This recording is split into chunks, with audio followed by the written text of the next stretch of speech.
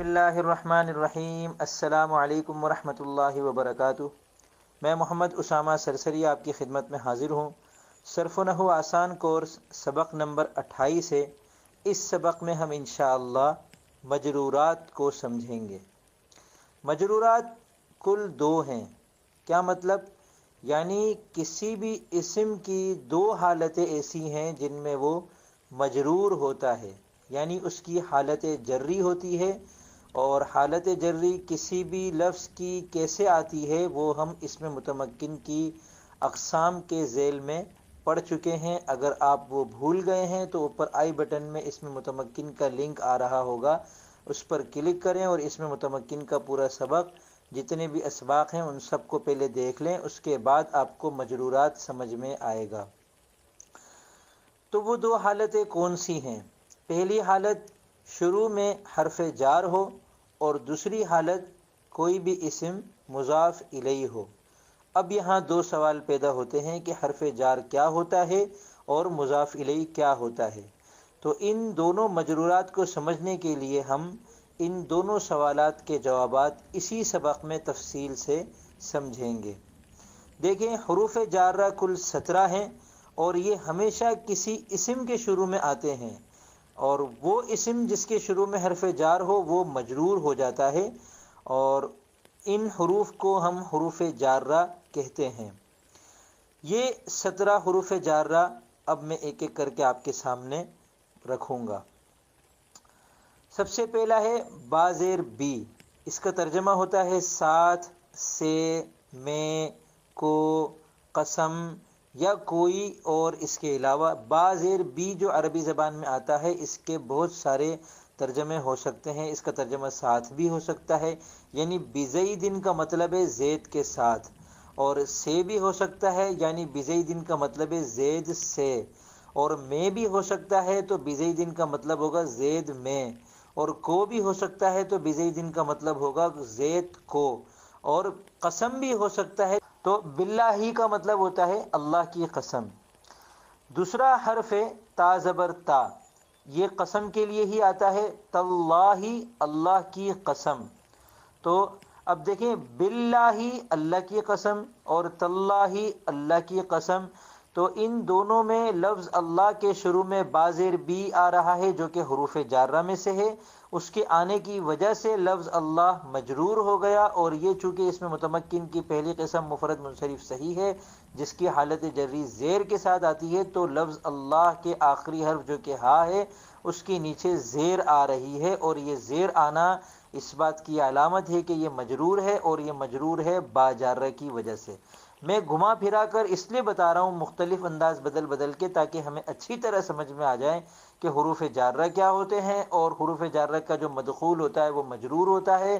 اور مجرورات یہ دو ہیں، جن میں سے پہلا حروف جارہ کے مدخول ہے اور دوسرا مضاف الیہ جس کو اب ہم پڑھیں گے۔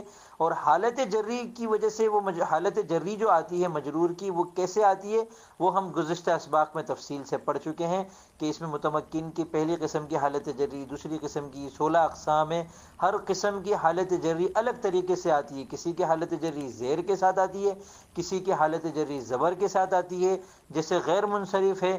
اب اس کی مثال ہے اسامتو، یہ غیر منصرف ہے، تو اگر یہی با اسامہ کے شروع میں آ جائے، ہم کہیں بی اسامہ، تو پھر آخر میں جو گول تا ہے اس کے نیچے زیر نہیں آئے گی، ہم بی اسامتی یا بی اسامتن نہیں کہیں گے بلکہ ہم کہیں گے بی اسامتا۔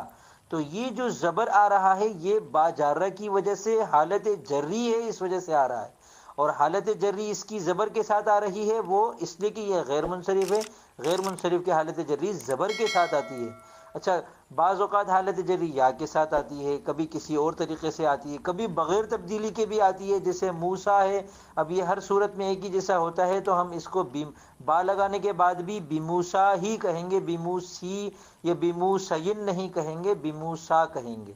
تو امید ہے آپ کو اچھی طرح واضح ہو گیا ہوگا جار کیا ہوتا ہے، مجرور کیا ہوتا ہے۔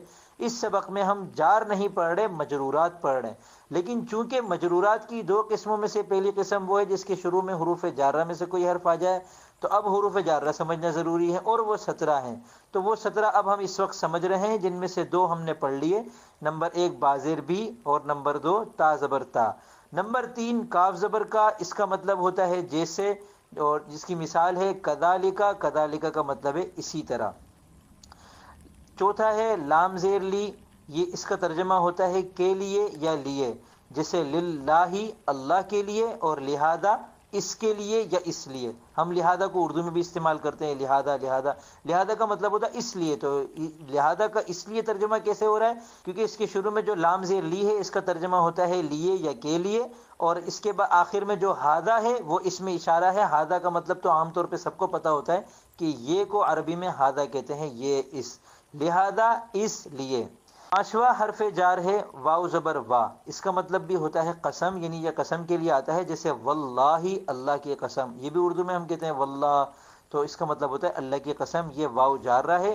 جب ہم اردو میں کہتے ہیں تو ہم واللہ کہہ دیتے ہیں، لیکن جب ہم عربی میں کہیں گے ملا کر پوری عبارت میں تو ہم کہیں گے واللہ، ہا کے نیچے زیر آ جائے گی حالت جری ہونے کی وجہ سے۔ حروف جارہ میں سے چھٹا حرف ہے منز اور ساتواں حرف ہے مذ، ان دونوں کا ترجمہ ہے جب سے، یعنی منز یومینی کا مطلب ہوگا 2 دن سے، اور مذ یومینی 2 دن سے، من ثلاثت ایامین 3 دن سے، یعنی یہ وہ والا سے ہے خاص جو کسی چیز کے لیے اس طرح بتانے کے لیے آتا ہے کہ اس وقت سے، اس عرصے سے، تب ہم منز یا منز کو استعمال کرتے ہیں، ورنہ سے کے لیے عربی میں اصل جو لفظ ہے وہ من ہے۔ مگر جب ہم کو کہنا ہو کہ میں نے آپ کو 2 دن سے نہیں دیکھا، تو میں یہ نہیں کہوں گا ما رأیتک من یومینی، بلکہ میں کہوں گا ما رأیتک منز یومینی یا مذ یومینی۔ تو منز اور مذ بھی عربی کے حروف جارہ میں سے ہے، ان کے بعد جو آئے گا وہ مجرور ہو جائے گا۔ حروف جارہ میں سے 8واں حرف خلا، اس کا مطلب ہوتا ہے سوائے، یہ حرف استثناء ہے، جیسے اللہ کا مطلب ہوتا ہے سوائے، اسی طرح خلا کا مطلب بھی ہوتا ہے سوائے۔ 9واں حرف ربا، اور اسے تخفیف کے ساتھ ربا بھی کہتے ہیں، اور اس کے آگے ما لگا کر ربما بھی کہتے ہیں۔ 14ویں پارے کا پہلا لفظ بھی یہی ہے، ربما یود الذین، تو یہ ربما یود، یہ چونکہ ما آ گیا اس کے بعد، تو یہ ما آنے کی وجہ سے اب یہ ویسا حروف جارہ نہیں رہا جو اسم پر داخل ہو کر اس کو مجرور کرتا ہے، اس وجہ سے ربما یود میں ربما کے بعد یود فعل بھی آ گیا۔ ورنہ رب رجل ہم کہیں تو بہت سے لوگ ایسے ہوتے ہیں کہ نہ ہو، تو ہم کہیں گے رب رجلن، رجلن یہ مجرور ہو گیا۔ تو رب کا مطلب ہوتا ہے بعض، اور اس کا ایک مطلب ہوتا ہے بہت، یعنی بہت سے تکثیر کے لیے بھی آتا ہے اور تقلیل کے لیے بھی آتا ہے۔ حروف جارہ میں سے 10واں حرف ہے حاشا، اس کا مطلب بھی ہوتا ہے سوائے۔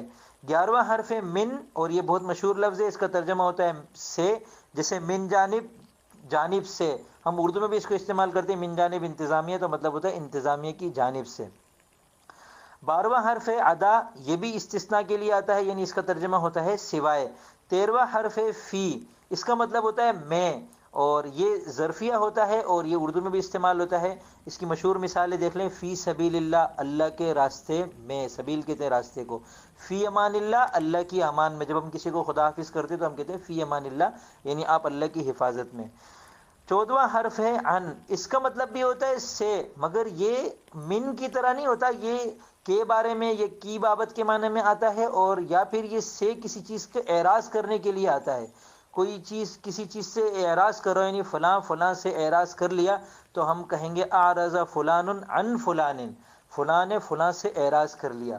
تو یوں یہ اعراض کرنے کے لیے، منہ پھیرنے کے لیے، روح گردانی کرنے کے لیے، یہ اس والے سے کے لیے آتا ہے۔ تو معلوم ہوا کہ عربی میں جو سے ہے وہ 3 طرح کا ہوتا ہے، ایک میں اس کے لیے مز یا منز آتا ہے، اور ایک سے کا عربی ترجمہ ہے من، اور ایک سے کی عربی ہے ان۔ تینوں کے مواقع الگ الگ بھی ہیں اور ایک جیسے بھی ہیں۔ ان کی ایک مشہور مثال ہے جو اردو میں بھی استعمال ہوتی ہے، ان قریب، قریب سے۔ ان اس کے مواقع الگ ہیں، من کے مواقع الگ ہیں، مز اور منز کے مواقع الگ ہیں۔ کیسے پتہ چلے گا؟ یہ ہمیں مسلسل عربی کا مطالعہ کرتے رہنے سے، قرآن کریم میں غور کرتے رہنے سے، اور سب سے بڑھ کر علم الصرف پر محنت کرنے سے، جس کا انشاءاللہ مکمل کورس مجھے اس چینل پر پیش کرنا ہے، اور میں انشاءاللہ پورا ارادہ ہے میرا، پورا علم الصرف آسان انداز میں اسی کورس کے ذیل میں پیش کروں گا۔ تو اس میں ہمیں یہ سمجھ میں آئے گا سب سے زیادہ کہ افعال جو ہوتے ہیں ان کے صلے میں اس طرح کے حروف آتے ہیں، حروف جارہ، تو ان میں کہیں من آتا ہے، کہیں ان آتا ہے، کہیں بازر بھی آتا ہے، کہیں کچھ بھی نہیں آتا۔ اب جیسے مسجد میں داخل ہوا کو میں یہ نہیں کہوں گا دخلت فی المسجد کہ میں مسجد میں داخل ہوا، جیسے کہ ابھی آپ نے پڑھا فی کا مطلب ہوتا ہے میں، بلکہ ہم کہیں گے دخلت مسجدن یا دخلت المسجدہ، میں مسجد میں داخل ہوا۔ تو یا دخلت فعل ہے، اور علم الصرف میں ہم پھر اس کے اندر یہ سمجھتے ہیں، علم الاشتقاق میں، علم اللغت کے ذریعے سے، کہ دخلت جو فعل ہے اس کے صلے میں فی نہیں آتا، بلکہ اس کے بعد جو مفعول بھی ہوتا ہے وہی اس کے اندر ہی ہم میں کا ترجمہ کر لیتے ہیں، اور کہیں فی آتا ہے، کہیں ان آتا ہے، کہیں من آتا ہے۔ یہ ہم علم الصرف میں اور علم الاشتقاق میں اس کو تفصیل سے سمجھیں گے انشاءاللہ۔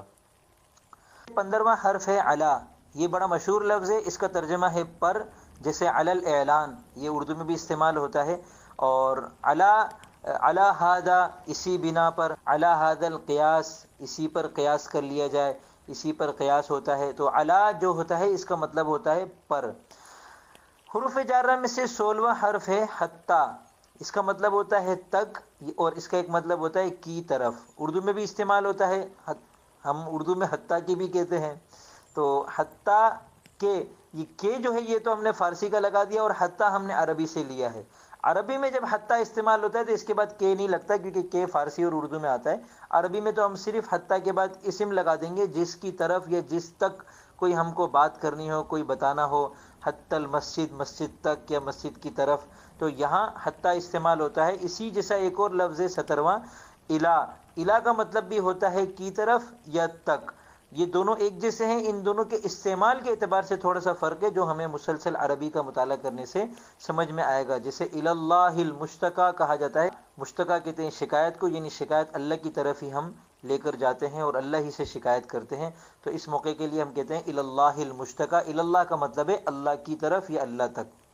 ان حروف کو یاد کرنا اگر آپ کو مشکل لگ رہا ہو، چونکہ یہ 17 ہے، تعداد بھی زیادہ ہے، تو یہ شعر ہے بڑا مشہور، اس کا عربی ہماری درس نظامی کی کتابوں میں لکھا ہوا ہے، اسے یاد کر لیں تو آپ کو یہ 17 کے 17 حروف ایک ساتھ یاد ہو جائیں گے۔ ترجمہ آپ کو البتہ ان کا ذہن نشین کرنا ہوگا۔ وہ شعر اس طرح ہے: باؤ تاؤ کاف و لامو واؤ منزو مسخلا رب حاشا من ادا فی ان علا حتی الا۔ تو یہ مجرورات کی جو 2 قسمیں تھیں، ان میں سے پہلی قسم مکمل ہوئی کہ وہ اسم جس کے شروع میں حروف جارہ جو کہ 17 ہیں ان میں سے کوئی بھی ایک آ جائے تو وہ اسم مجرور ہو جائے گا۔ دوسری قسم ہے مضاف الیہ ہونا، یعنی کوئی اسم جو ہے وہ مضاف الیہ ہو رہا ہو۔ اب مضاف الیہ کیا چیز ہے، تو اس کے لیے ہمیں مرکب اضافی کو سمجھنا ہوگا۔ مرکب اضافی مضاف اور مضاف الیہ سے مل کر بنتا ہے۔ تو اب پھر مشکل ہو گیا کہ آپ کہیں گے بھی مرکب اضافی سمجھنا تھا، آپ نے کہا مضاف اور مضاف الیہ سے مل کر بنتا ہے، تو مضاف بھی ہمیں نہیں پتا، مضاف الیہ بھی نہیں پتا۔ اب مثال سے ہم اس کو آسان طریقے سے سمجھتے ہیں۔ تعریف کروں گا اگر کہ مضاف کی تعریف یہ ہے، مضاف الیہ کی تعریف یہ ہے، تو دوسروں کی تعریف ویسے بھی ہم سے نہیں سنی جاتی، تو ہم سمجھیں گے کیسے؟ تو آسان طریقہ یہ ہے کہ میں مثال آپ کے سامنے پیش کرتا ہوں۔ اردو میں ہم کہتے ہیں زید کی کتاب، یہ ایک مرکب اضافی ہے، اس میں زید مضاف الیہ ہے اور کتاب مضاف ہے۔ مرکب اضافی کی مزید مثالیں دیکھیے: اللہ کا قرآن، قرآن کا پارہ، پارے کا رکوع، رکوع کی آیت، آیت کا لفظ، لفظ کے حروف، حروف کی حرکات، حرکات کا اصول، اصول کی پابندی، پابندی کا انعام، اللہ کی رضا۔ اب ان سب مثالوں میں آپ غور کیجئے، ہر 2 لفظوں کے درمیان کا، کی یا کے آ رہا ہے۔ اسی کو مرکب اضافی کہتے ہیں، جس میں 2 لفظ ہوتے ہیں، ان کے بیچ میں کا، کی یا کے آتا ہے۔ عربی میں مرکب اضافی بنانے کا طریقہ یہ ہے کہ ہم 6 کام کر لیں، یعنی جب ہم 6 کام کر لیں گے تو ہمارا اردو کا مرکب اضافی منتقل ہو کر عربی میں تبدیل ہو جائے گا۔ سب سے پہلا کام یہ کرنا ہے کہ مرکب اضافی جو ہے اس کو اردو میں لکھ لیں۔ ظاہر سی بات ہے، جب اس کو اردو میں لکھیں گے، اردو میں لکھنا آئے گا تبھی عربی میں لکھنا آئے گا نا۔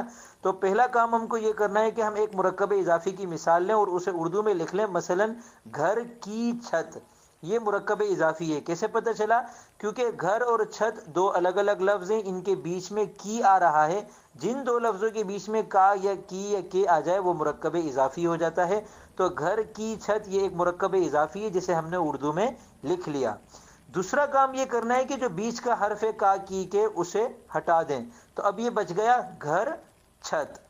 اب تیسرا کام یہ کرنا ہے کہ لغت میں سے دیکھ کر ان دونوں لفظوں کو عربی میں لکھ دیں۔ اب لغت کھول لیں جو آپ کے پاس ہو، اردو سے عربی کوئی ایسی لغت ہو، اس کے اندر گاف کی تختی میں گھر دیکھ لیں، چے کی تختی میں چھت دیکھ لیں، چھت کے آگے آپ کو مل جائے گا سقفن، اور گھر کے آگے آپ کو مل جائے گا دارن، تو گھر چھت کی عربی ہو جائے گی دار سقف، یعنی اور عربی میں ہم جب کچھ لکھتے ہیں تو ہم آگے دو پیش لگا دیتے ہیں عام طور پر، تو ہم اس کو کہیں گے دارن سقفن، دارن گھر کو کہتے ہیں اور سقفن چھت کو کہتے ہیں۔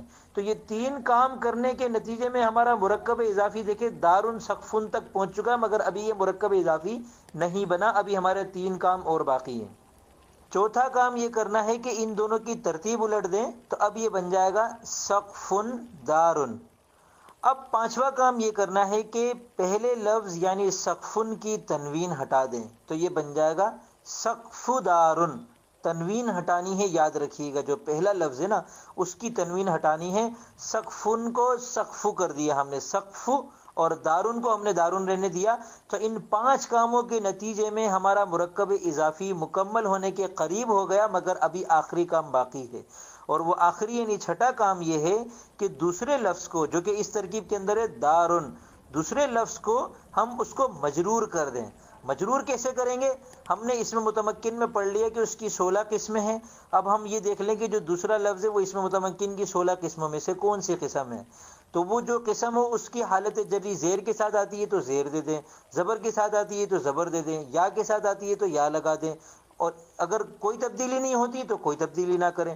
تو دارن اسم متمکن کی 16 قسموں میں سے پہلی قسم ہے مفرد منصرف صحیح، جس کی حالت جری زیر یا دو زیر کے ساتھ آتی ہے، تو دارن کی حالت جری ہے دارن، تو اب یہ بن جائے گا سقف دارن، اور اس کا اردو ترجمہ وہ ہوگا جو ہم نے سب سے پہلے کام میں یعنی 6 کاموں میں سے سب سے پہلے لکھا تھا، گھر کی چھت، اس کو عربی میں کہتے ہیں سقف دارن۔ تو یہ 6 کام کرنے کے نتیجے میں ہم نے مرکب اضافی بنا لیا۔